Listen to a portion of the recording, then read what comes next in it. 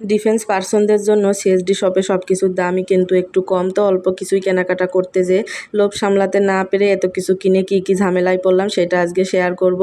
Hello everyone, আসসালামু আলাইকুম। সকাল থেকে ভিডিওটা শুরু করলাম।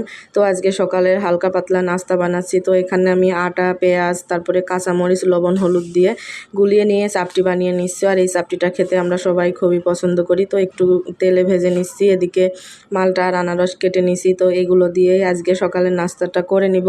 তো তারপরে সকালে নাস্তা করার পর দুপুরে রান্না বান্না করতে চলে আসছি। তো আজকে বেশি কিছু রান্না করব না, যেহেতু আজকে একটু বাইরে যাব। তো এই জন্য তাড়াহুড়ো করে আজকে রান্না করতেছি। তো এখানে আমি লাউয়ের খোসা ভাজি করব, তো লাউয়ের খোসা সিদ্ধ বসিয়ে দিয়েছি। এদিকে লাউটাও কেটে নিয়েছি, মাছ দিয়ে রান্না করব। আর লাউটা হচ্ছে আমার মেয়ে খুবই পছন্দ করে, তো এই জন্য লাউটা আমাদের একটু বেশি রান্না করা হয়। তো লাউয়ের খোসাটা আমি সেদ্ধ করে নিয়ে এবার বাগার দিয়ে দিব। এখানে পেঁয়াজ মরিচ ভেজে নিয়ে তারপরে লাউয়ের খোসাটা দিয়ে দিছি। তো এখানে হলুদ, ধনিয়া গুঁড়া, তারপরে লবণ সব কিছু দিয়ে লাউয়ের খোসাটা ভালো করে ভেজে নিব। আর আপনাদের ভাইয়ার যেহেতু সময় একদমই কম, বাসায় সেরকম থাকেই না, তো আজকে বাসায় থাকবে। তো এই জন্য ভাবলাম যে আজকে যেভাবে হোক যেতেই হবে।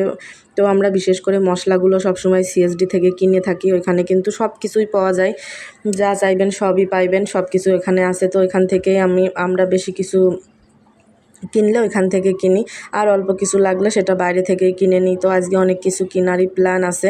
তো এই জন্য তাড়াহুড়ো করে রান্না করতেছি যে আজকে আপনাদের ভাইয়া নামাজ থেকে আসলে তারপরে হচ্ছে যাব সিএসডি শপে।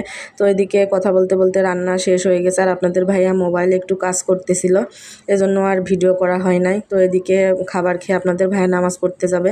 তো যেহেতু নামাজ পড়ে এসে আমরা বেরিয়ে যাব, তো আজকে এই জন্য খাবার খেয়ে তারপরে নামাজ পড়তে যাচ্ছে।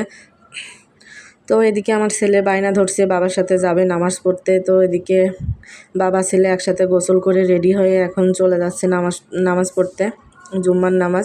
তো নামাজ পড়ে আসার পরে আমরা রেডি হয়ে চলে আসছি বাইরে। তো এদিকে আমি তো দেখতেছি, তো আমরা 3 তলায় আসছি। 3 তলায় শুধু হচ্ছে প্লাস্টিক আইটেম, তারপরে মানে 3 তলায় শুধু ড্রেস, জামা কাপড়, বাচ্চাদের বড়দের সবার, আর হচ্ছে এগুলা থালা বাসন হাঁড়ি পাতিল এইসব আর কি প্লাস্টিক আইটেম। তো আমরা 2 তলা থেকে কেনাকাটা শেষ করে 3 তলা থেকে কেনাকাটা শেষ করে 2 তলায় চলে আসছি। আর 2 তলায় আপনি যত মশলা, তারপরে কসমেটিক্স, মানে যা যা আছে সব কিছু পাবেন 2 তলায়। 3 তলায় শুধু হচ্ছে হাঁড়ি পাতিল আর হচ্ছে প্লাস্টিকের আইটেম, তারপরে কাঁচের আইটেম এইসব আর কি, আর হচ্ছে জামা কাপড়।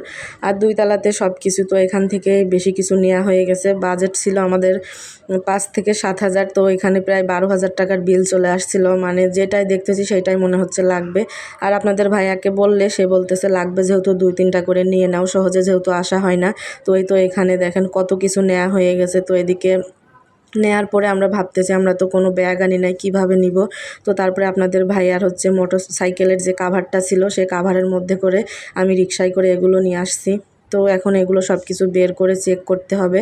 তো এই যে দেখেন কত কিছু কিনা হয়েছে। আসলেই সিএসডিতে গেলে এরকমই হয়, সবাই এরকমই করে। মানে কিছু কিনতে গেলেও অনেক কিছু কিনে ফেলাই দেয়, সব কিছু দেখেই পছন্দ হয়ে যায়।